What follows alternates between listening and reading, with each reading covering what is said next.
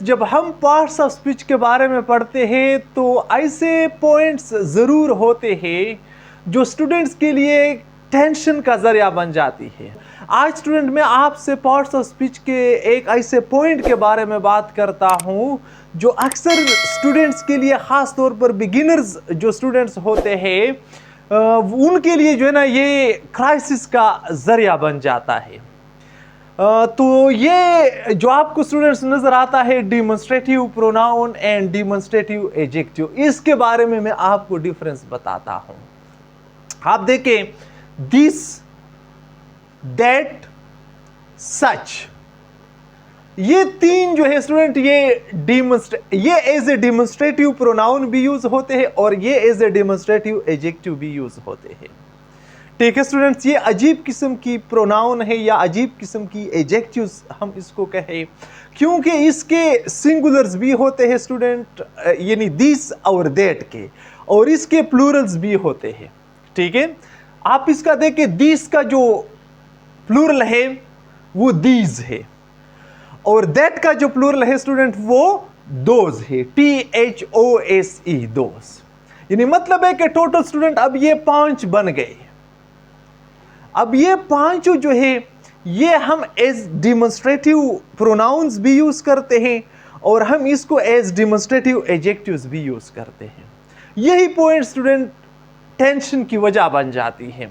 आज मैं आपको क्लियर करूंगा कि कब हम कहेंगे कि ये इस सेंटेंस में मिसाल के तौर पर ये एज ए प्रोनाउन यूज है और दूसरे सेंटेंस में ये एज एडजेक्टिव यूज है, यानी जानने की कोशिश करेंगे। ठीक है स्टूडेंट्स, पहले मैं आपको बताऊंगा कि प्रोनाउन कौन कौन से होते हैं, प्रोनाउन का फंक्शन क्या होता है।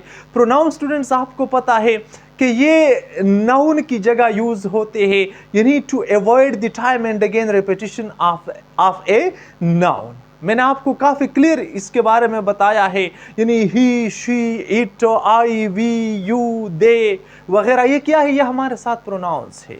इसके अलावा चंद और किस्म के प्रोनाउंस भी होते हैं, जिस तरह के आइदर, नाइदर या हु, विच, दैट, ये भी ऐसे प्रोनाउंस यूज होते हैं। इन सब के बारे में मैंने आपको तफसील से बताया है।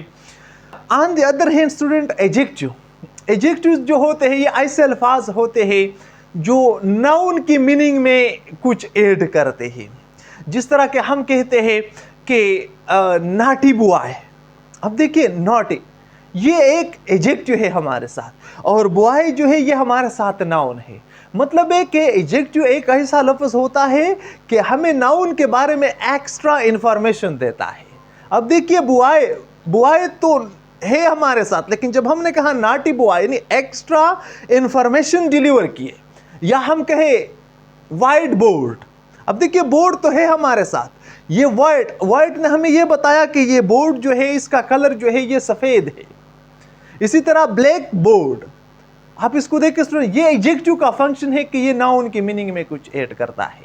अब यहाँ पे मैं आपको बताता हूँ डिफरेंस कि हम किस तरह डिफरेंशिएट करेंगे यानी डिमॉन्स्ट्रेटिव प्रोनाउन को और डिमॉन्स्ट्रेटिव एडजेक्टिव को।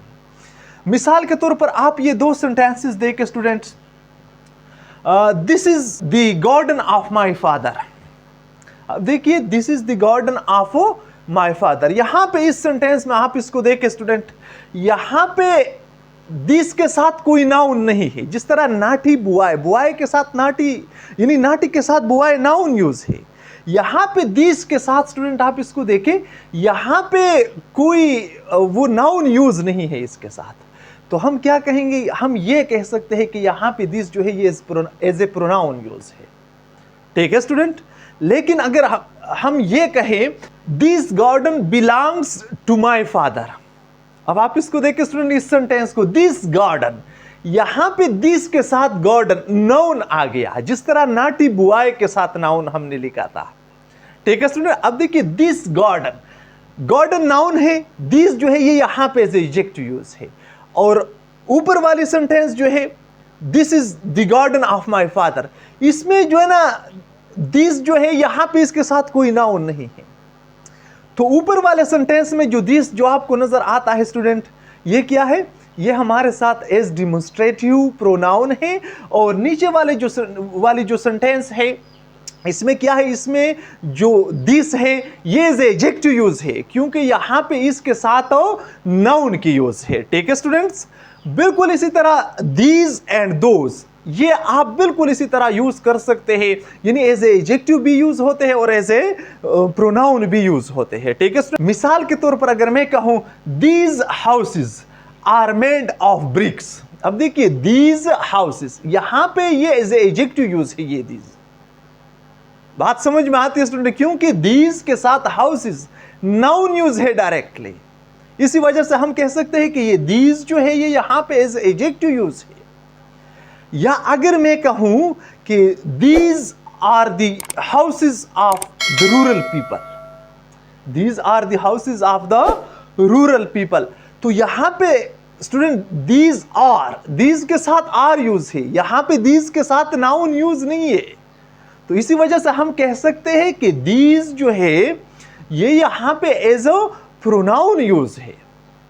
बात समझ में आती है, ये बेसिक डिफरेंस है इसके बीच में, यानी जब दिस या दीजो या दैट या दोज जब इसके साथ नाउन यूज है डायरेक्टली, तो ये as a demonstrative adjective use है। अगर इसके साथ डायरेक्टली नाउन यूज नहीं है, यानी इसके साथ यानी ऑक्सिलरी वर्ब यूज है या लिंकिंग वर्ब यूज है, तो हम यूं कहेंगे स्टूडेंट कि ये हमारे साथ एज डिमॉन्स्ट्रेटिव प्रोनाउंस यूज है। ठीक है, आप सच को देख के स्टूडेंट्स, सच जो है ये भी एज ए डिमॉन्स्ट्रेटिव एडजेक्टिव भी यूज हो सकता है और ये एज ए डिमॉन्स्ट्रेटिव प्रोनाउन भी यूज हो सकता है।